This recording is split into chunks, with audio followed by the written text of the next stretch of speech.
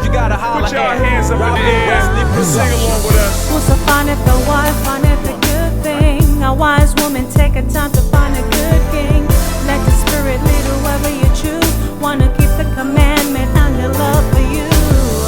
The connection of love is so beautiful. When you're going through trials, somebody down with you. The lack of good marriages causes damaged homes. The kids imitating parents when they do wrong.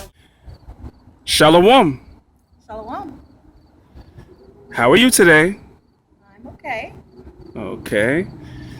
For those that don't know, state your name for the camera. My name is Malika. Okay, and what camp are you associated with? I'm associated with the Lions of Israel. And who are you married to? I'm married to you, hon. Oh, you're married to me. Okay. Sis. Okay, so we're going around and we're speaking to our sisters about the Israelite woman's experience being married. So, how long have you been in the truth? About 5 years. You've been in the truth for about 5 years, okay. And who are you married to? Shah Shamyala. Oh, you're married to Shah. Okay. Shah Shamyala from FOPE. Yes. Excellent, okay. Shalom, sister. Shalom. Shalom, okay. I want to ask you a couple of questions. First of all, how long have you been in the truth? I have been in the truth the latter part of 2005. Okay, wow. So you've about 10 years. Yes. Okay.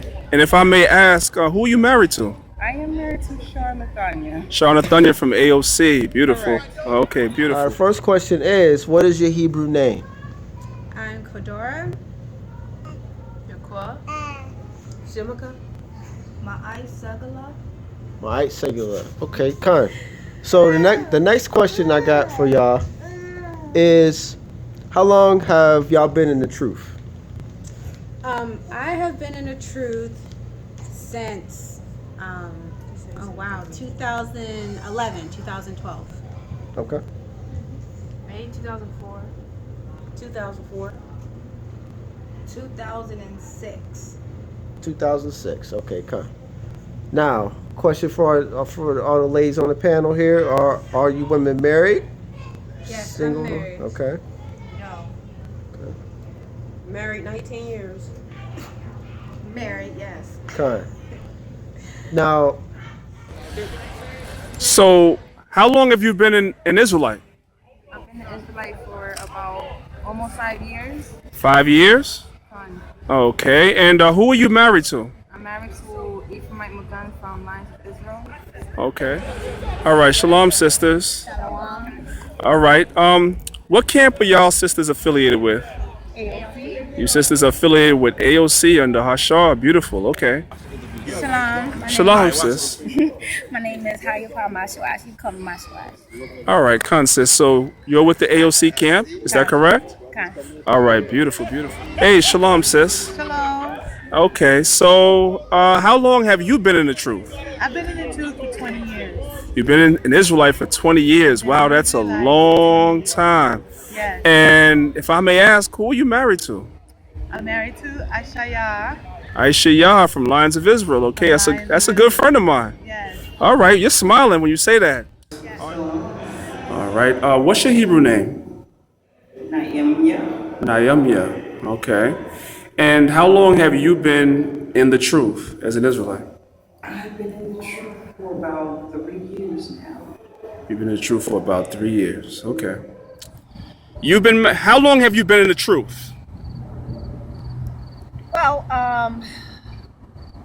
I was educated about the truth right after I came here from Jamaica 17 years ago. Okay. So you've been in the truth about 17 years. And how long have you been married?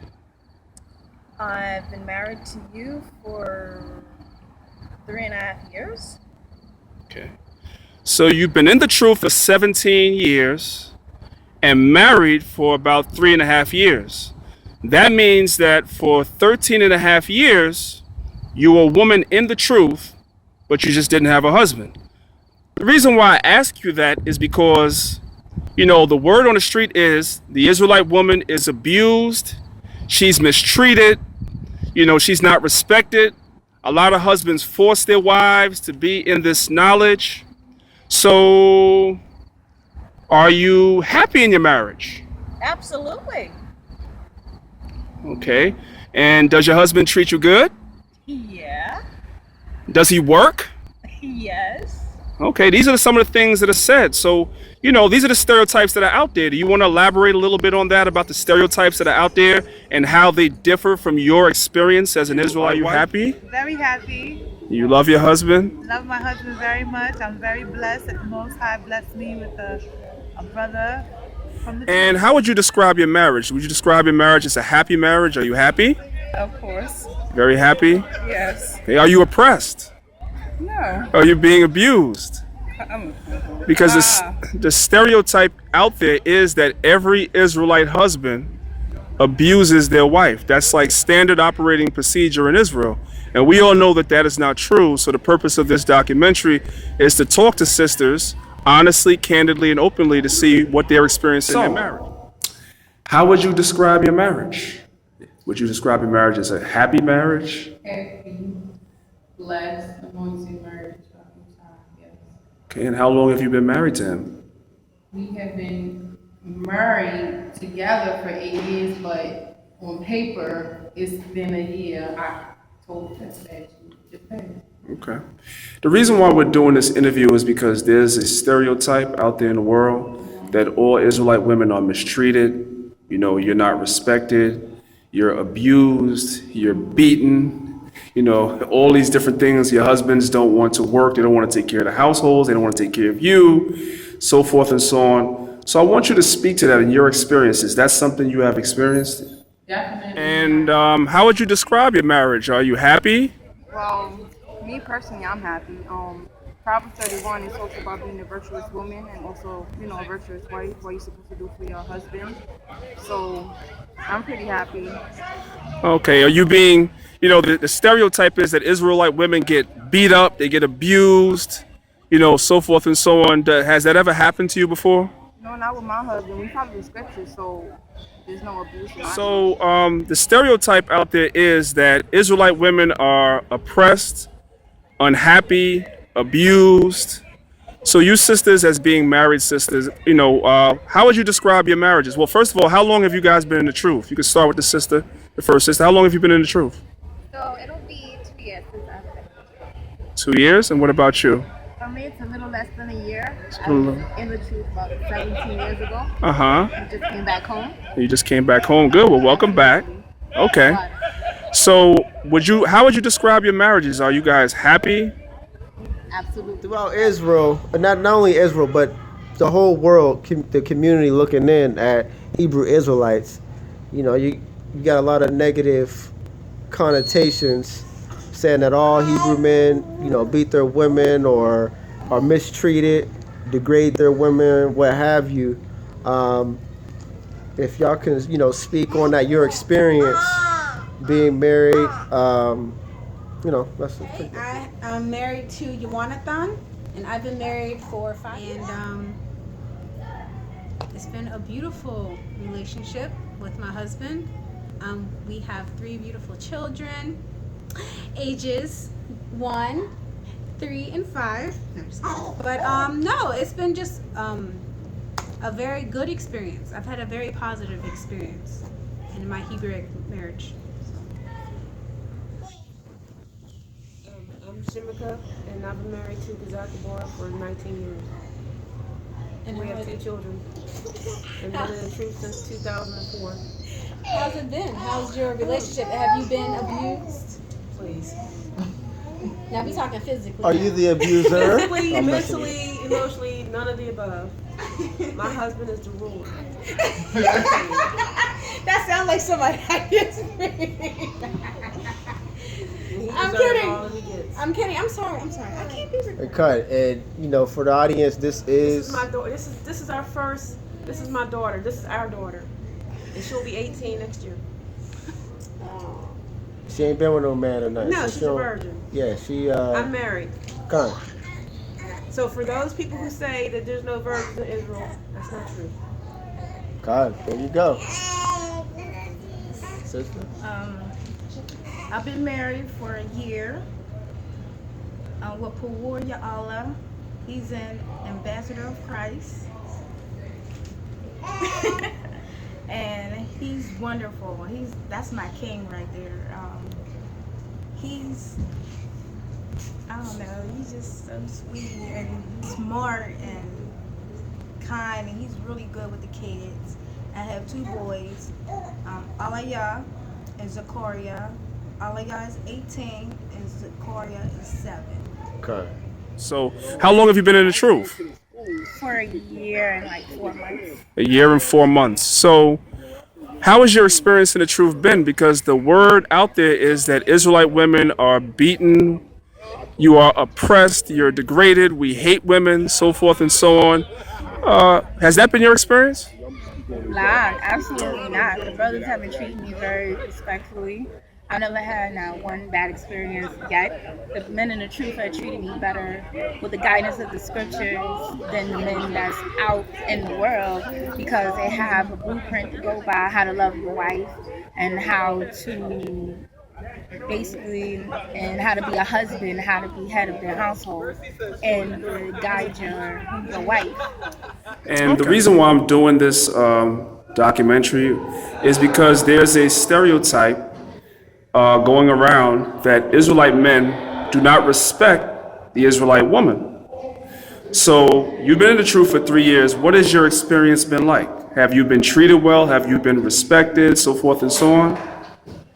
I've been treated very well. My experience has been great because before I came to know who I was keeping the Sabbath. That was about the only commandment I was keeping. I was going to church on Saturdays, but I didn't know who I was, and so forth and so on. So when I found out who I was ecstatic, and ever since I've been, knowing I'm a Hebrew Israelite, it's been great. I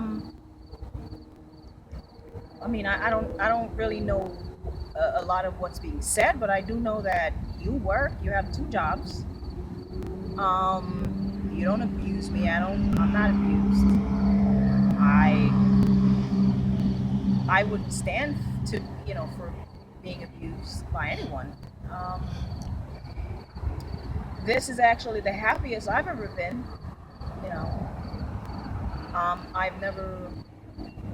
Truth be told, I've never been in an actual relationship. I didn't know what a relationship was or what a marriage was until I met you. So I am happy, and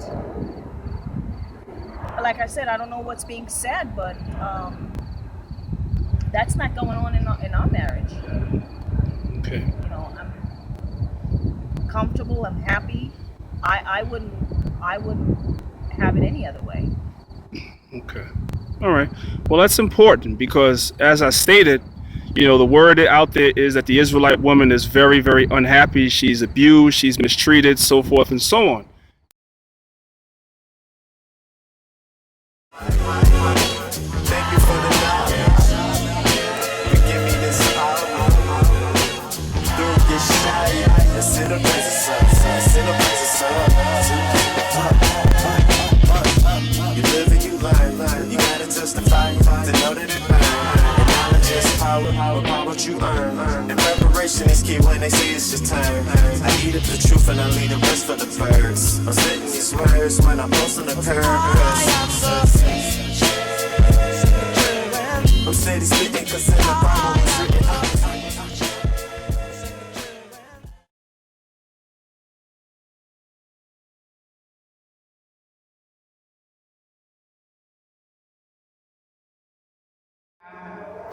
Have a wonderful husband. We talk and speak about everything. He helps in the household, he works himself, and we just get things done together. I've never been mistreated, I've never been beaten on, none of that. It's been thing I've been arguing about. What would you say to sisters that say that all Israelite men are abusive and they abuse their women, they don't treat their women right? Is that your experience with your husband? That is not my experience with my husband. I think in any relationship there has to be a level of respect.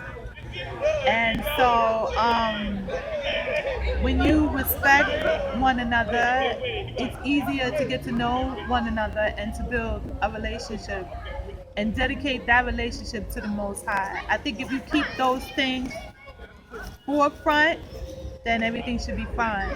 It's a blessed marriage. There's no oppression. We're human. Okay, no problem. You know. Are you married? Yes. Okay. Is your husband in the truth as well? Yes. Okay. And the stereotype also is that Israelite women are not respected, and that your Israelite husbands don't like to work, and you get beaten, so forth and so on. Have you experienced any of those things? None whatsoever. None. No, I haven't. So is it fair to say to all you women that just spoke that so far y'all experience in Israel and the truth has been, we know every relationship there's ups and downs. That's a given. That's life. But the negativity, as in terms of like being a Hebrew Israelite woman or wife, you basically with other women, is it something for them to fear with coming into the truth? The negative things that are spoken of about the community. We'll start with you. Oh, start with me. Did anyone want to start? Well, we'll start this way. Yeah. Well, yeah. I think a woman should learn her laws, statutes, and commandments before she marry a man, so he won't take advantage of her. If she knows her, all of that, I think she'll be fine, because she'll be asking a lot of questions about that man. What kind of man is it? What kind of man he is and what he's about. So basically take some time to get to know him. Yeah, get to know him, and then have that woman have some prior knowledge of the word, of the truth, before she just, jump into something. Into a relationship. Right. Okay, Kurt. You sister? I personally think people are people. I think people think because you're a Hebrew Israelite or your man's a Hebrew Israelite that he's this different person. He's still a man. And I think people need to take their time and get to know each other before they jump into any relationship. You gotta know yourself, you gotta know the man that you're with, and there's certain things that you should be looking for as a woman for a husband. Is he a good provider? Is he a man of his word? Does he do what he says he's going to do? What's his relationship with his family? Other people around him, how he conducts his business, the financial part of it. I mean, there's a whole lot that goes into it. So I think people are more focused on the physical, like people do out in the world. And I mean, not to say that doesn't count, but that should be the last thing you're thinking about, what somebody looks like. Okay. I think you should be thinking about his character, his spirit, spirit. Can you even communicate with someone? If you have a disagreement, how does that even play out? Is it his way or the highway? Because he is your king, mind you, but is he willing to allow you to have an opinion, to have a conversation back and forth? Okay. So I don't want to, overextend it, but, I think people think because you're in the truth that it's supposed to be this miraculous change, but people in nature are just people. And the same rules apply in the world in terms of getting to know each other and taking your time and not being in a rush. I think people are so much in a rush with the fantasy of what it is to be married, and they have no idea what it is. Right. Yeah, they brought out some beautiful points, and I agree wholeheartedly. I just kind of want to add on to what Sister Shimika said. When, we come into the truth, we think, since we think a certain way and we don't eat pork anymore and we put on our fringes, that we're a completely different person. But in reality, there's still some things that we need to work on as an individual. And most of us haven't been brought up in this knowledge and in this truth. And we think that, we have these fantasies or misconceptions on what things are going to be like when we get into a marriage, when in reality there's a lot of hardships that come with it, and it takes a lot of patience, kindness, compassion, just all those things above that each person needs to bring to the table in order to make that. Or should I say, what are some of the things that you would advise a sister that may be new to the truth that at some point will want a husband? What would be some advice that you would give them? Don't rush. That's the most important thing. Don't come into the truth and expecting. I mean, if your only purpose is to find a husband and you're not going about it the right way. The truth is not, oh yeah, I need a partner, so I gotta be in the truth. That's the whole purpose of finding this truth is to find yourself and to find a relationship with the Most High. To come back to your nationality, to come back to who you are, find yourself. That's number one. So if your mind is only set on finding a partner, you're going about it the wrong way. That's number one. Now, if you happen to be in the truth and you meet someone, patience is the key. Patience. Have some patience. Don't rush. Take the time to create a friendship with that person and build a friendship with that person first. That's my advice. Are we friends? Yes, you're my best friend. All right. It's important. It's important to build a friendship. If you're not friends with your partner, it's useless because you don't have anything else. Friendship is your foundation. Most High, come first. But after that, you got to have a friendship with your partner. Otherwise, you have nothing.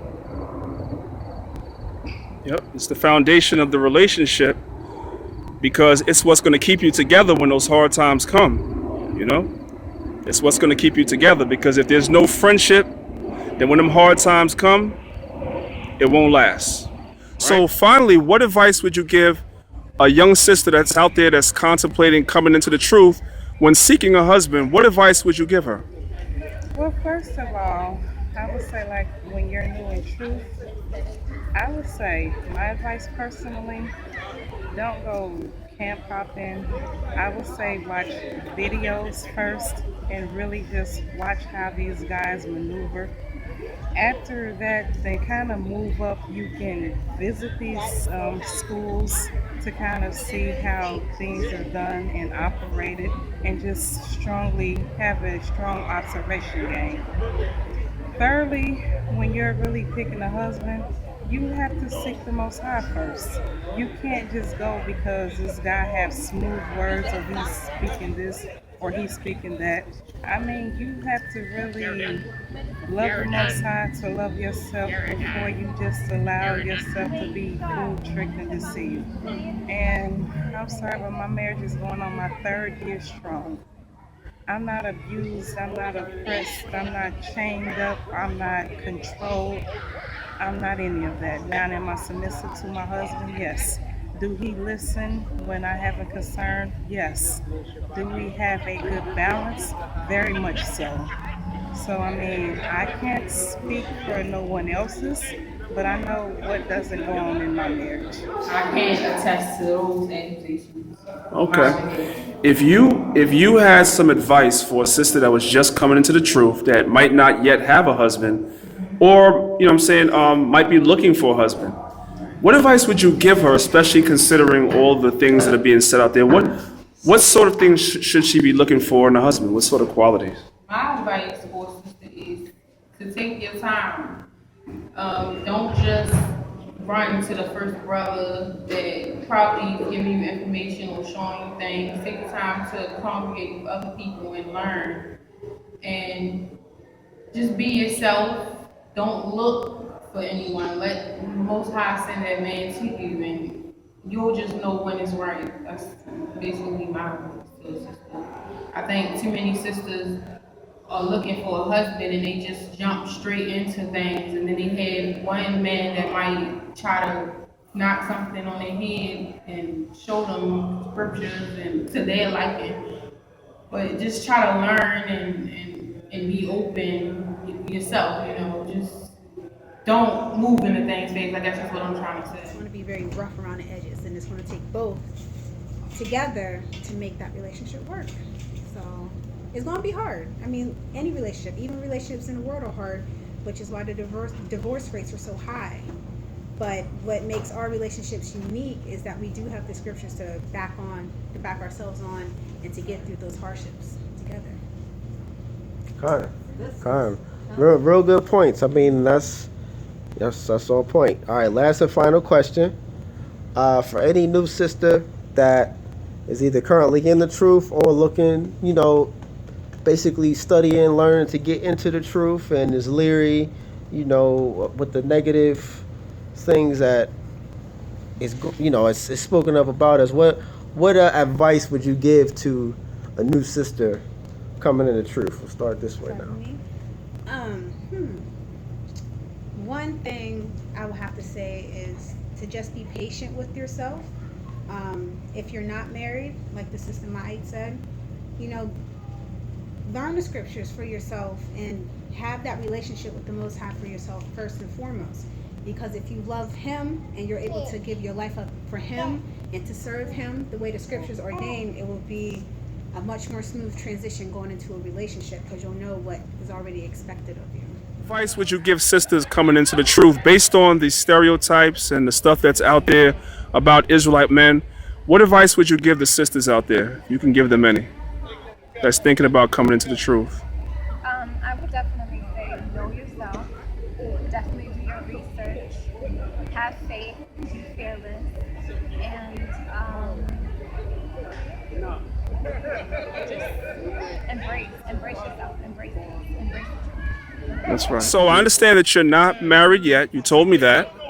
But I know at some point, eventually, if it be the Most High's will, when the right opportunity presents itself, you will be. So what advice would you give a sister that's just coming into the truth, that may be seeking a husband? Should she take her time first and learn herself and learn about the Most High? And if she is seeking a husband, what qualities should she be looking for? Just give the sisters that's watching this a little bit of advice.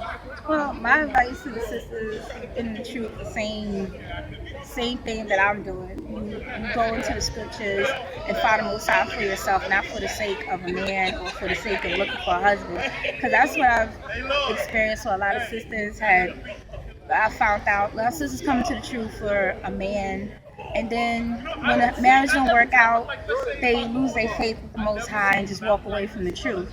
But you come into the truth off the strength because you want to be in the truth and you want to learn who the Most High is and who you are, what your nationality is. And for me, I'm learning the scriptures for myself. So this way, when I come across a man, not only I'm gonna go by his doctrine, I'm gonna go by the man itself, by his two things. So I think that's the best way for any woman to come in looking for a husband. You be familiar with the scriptures yourself. So this way, when you find your husband, the man that you want to be your husband, and he has to learn the scriptures either more than you, better than you, and this way you won't get, manipulated, So that's a lot of advantage that a lot of men have, is that they know the scriptures more than the women. The women don't know for themselves. So that's my best advice, to learn scriptures for yourself. So your husband treats you well, respects you as a woman, as a wife, so forth and so on. Okay. So if you could give advice to some younger sisters that may be thinking about coming into the truth and have heard a lot of things that have been said, what advice would you give a young sister coming to the truth, especially one that may not have a husband? A lot of men are going to court her and try to, marry her, so forth and so on. What advice would you give a young sister like that? The advice I would give a young sister is when you're first coming in, do your research, as far as, who it is you're going to marry. And just keep God's commandments, like they say, like it says, and learn how, I know it's hard, but you can do it. Learn to be quiet. I know it sounds strange coming from another woman, but learn to keep your mouth closed. It's a time and place for everything. You'll have a chance to say what you have to say at the right time, the right place. You can't just talk all the time because it irritates me, and that's one thing that I have learned over the years. And things will go well if you keep God's commandments and treat your husband with respect and do what he says do. Respect him and obey him. It's simple as that. We're not used to doing that, so it's kind of hard at first, but it can be done. We just need to slow down. I think people are doing so much of a hurry to create this life or this ideal of a life that they're not taking their time to really analyze if this really is the right thing for you. Because once you go there, you don't, us women, we don't get a second chance. That's it. Like when you make that decision to make that man your husband, come hell or hell water, I mean that's what it is. So it's the most important decision that you're going to make. So I think women need to slow down. Don't let any man or anybody force you into being married. Don't let no brother say, I have to teach you, or you can't learn. You have to be my wife in order for me to teach you. Things like that. I know some brothers have used that against women. So I think for a woman, you would have to tell a brother, okay, I understand where you're coming from, but I just want to take my time, and I don't want to be committed right now. I want to take my time and make sure that if I choose you to be my husband, that this is forever. Oh. A little bit. All right, Sister Maya. Shimika and Kadora made some good points. So I really don't have nothing to say about this situation because they already made good points. So. Okay. Well, can I add something? Go ahead. Okay. That was on point, for real. And I feel like a lot of times people feel as if, or not people, but women feel as if their only value to Israel is to be a wife. Which, it's true if you desire, if you want to be a wife and you are a wife, that's beautiful, make the most of the role that you're in. But there's a lot of things that you can do too as a single woman, right?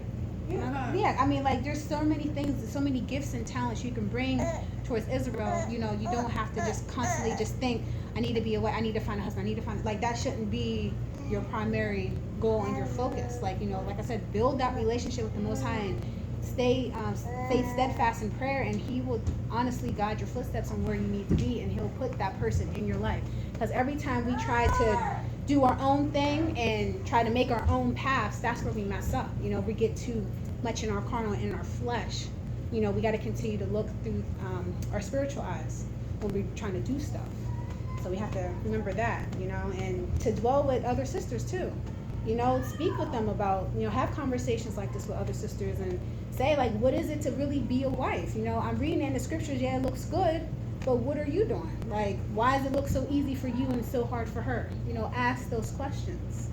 So that's what I just want to add that to. What do you say to the stigma that the Israelite man does not know how to treat their wives? Would you say that that's true based on some of the things that we've seen recently on Facebook and on YouTube? Would you say that that's a true statement? No. I haven't been with every Israelite man, but I don't have that in my marriage. I'm quite comfortable in my marriage. If I wasn't, I wouldn't be in it. That's the truth. I wouldn't be here if I wasn't happy. I can't speak for any other group of people or any other, community. If you do have Hebrew Israelite who are not, perfect, that's also in every community, in every group of people, whether you're Kemetic or Egyptologist or whatever other group or community you belong to, and nobody's perfect. We're all broken people. And, you know, every group have their own issues. Personally, I don't have that issue in my household, so I can't speak for everybody else. I'm quite happy where I am. All right, so closing out with everything we just covered, any sisters think about leaving the truth? Anybody think this ain't for them? Well, Start this way. I love being in the truth. What is your favorite thing about being an Israelite, or about this truth in general? What would you say your favorite thing is? My favorite thing is not being out there in the world anymore, doing all the crazy stuff. Following, you know, the laws, statutes, and commandment the way the Most High asks us to. You know, when you're fast asleep, it's horrible. And you know, my favorite thing is having my eyes open. My eyes are wide open. I'm not. What's your Thinking favorite about- name? One of your just one favorite thing that you like being in the truth over any other doctrine, religion, or anything you've been involved with in the world. Just being with the Most High and His Son. Okay. That's the main thing. That being truth knowledge. That's what he says, man. Now, I personally think, in terms of being in the truth, there has to be something in you, even when you're in the world, that tells you something's not right.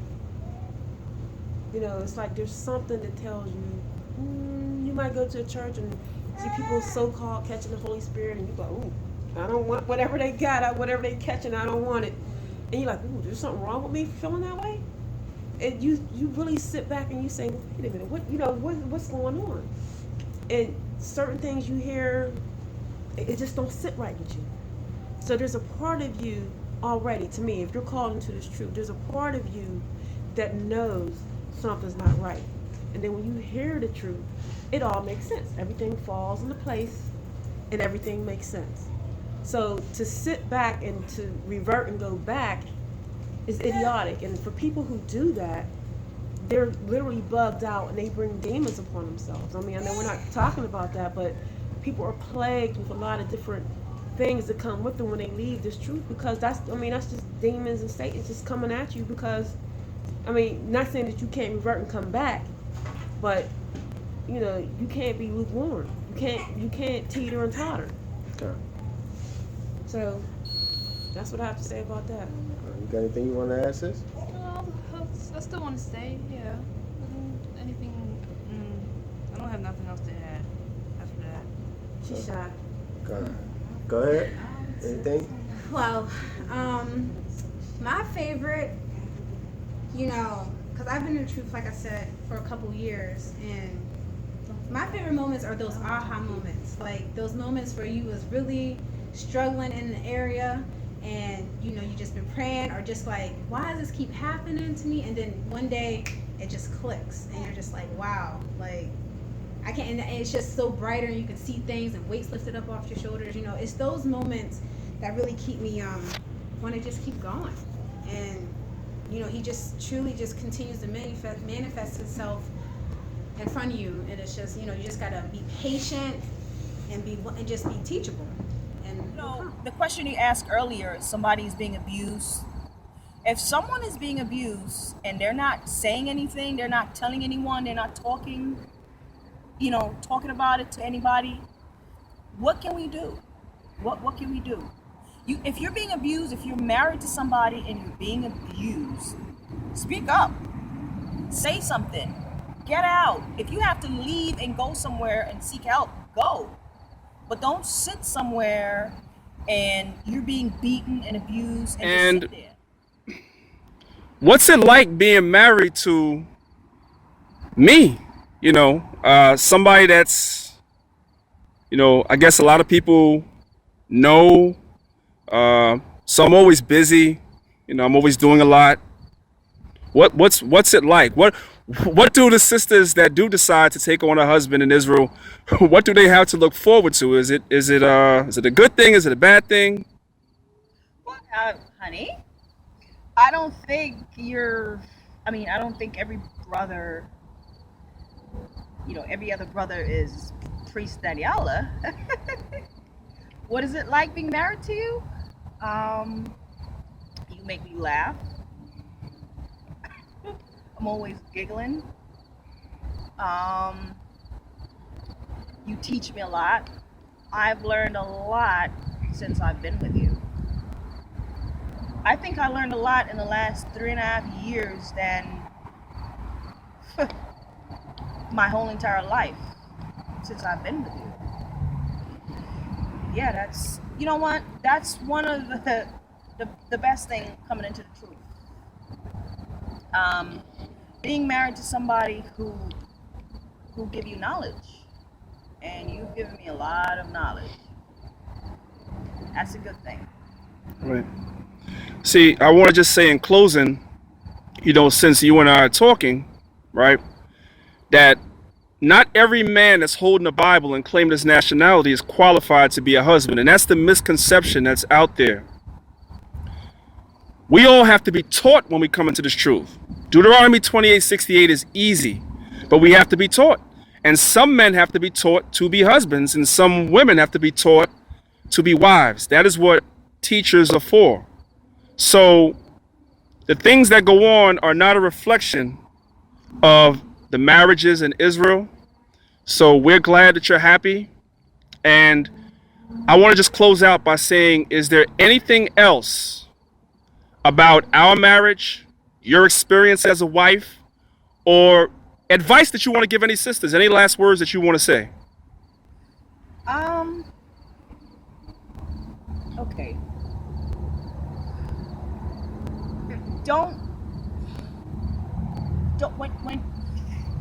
Don't get into a marriage with old baggages. When I was out there in the world, dating, the worst thing to do is to bring all that baggage with you. Something that someone else did to you, someone else did you wrong, and you bring when you come into the truth, you're supposed to be a brand new person. You're supposed to shake all that worldly stuff, off, and be, a brand new person. This truth is supposed to make you a brand new person. Don't bring your baggage, something that somebody else did to you out there. You meet a husband in the truth. Try to get rid of your baggage before you enter into a relationship, a marriage with someone else. And you need to understand also that person might have his own baggage. How do you treat those baggages? Your baggage, his baggage. If you're not strong, those baggage might tear you apart. You have to be strong. That's why it's helpful when a couple is strong in the faith. Strong in the word.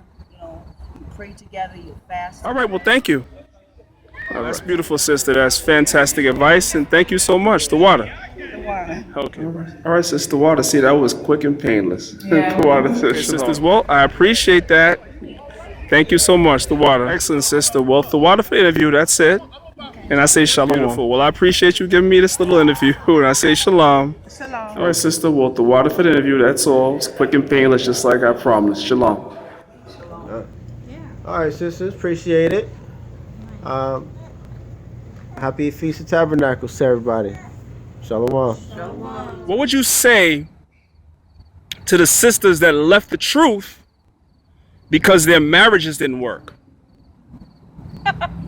Well, if you leave the truth because your marriage didn't work out, you really wasn't in the truth. I'm sorry, but that's you leave the truth because your marriage didn't work out.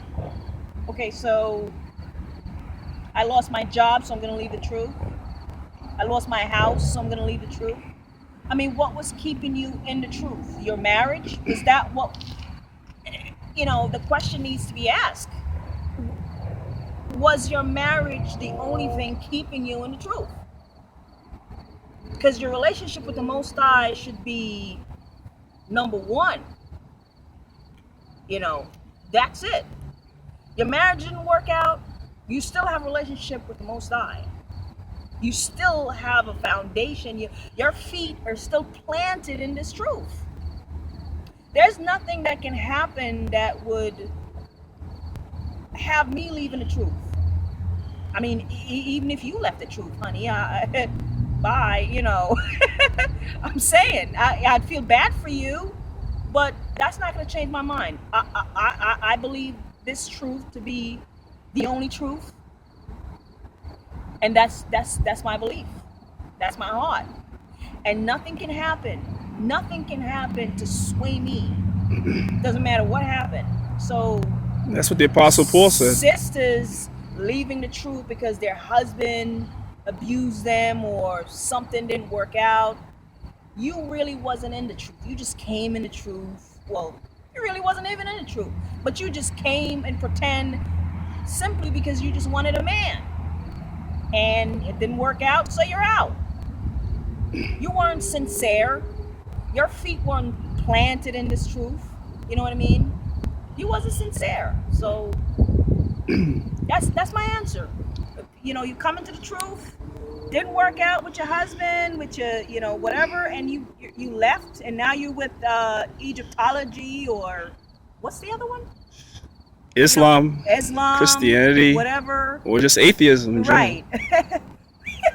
You really wasn't in the truth. You were just faking the funk. That's my answer to the question. You seem pretty happy. Are you happy? Of course I'm happy. Really? Why are you happy? What do you mean why I'm happy? Because you're not supposed to be. That's what they say. Okay, that's their problem. Israelite men are monsters. Who said that? We're not going to call names in this interview. Okay, technically,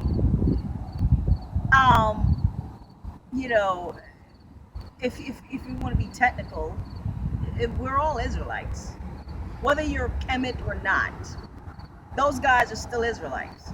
Yeah. They just call themselves something else. But all the happy wives are supposed to be over there, and all the miserable women are supposed to be over here. Maybe you're on the wrong side. I don't know. Do I have a job? Are these questions people are asking? Oh yeah, this is what's out there. Do I have a job? Yeah, I have 2 jobs. Okay, so I have 2 jobs, but I say the white man's the devil and I curse out the white man. Shouldn't I have a business? Well, we have 2 businesses. Oh, that's interesting. That's a lot of stereotypes that got debunked in a matter of about 3 or 4 minutes. Very interesting, very interesting. Okay.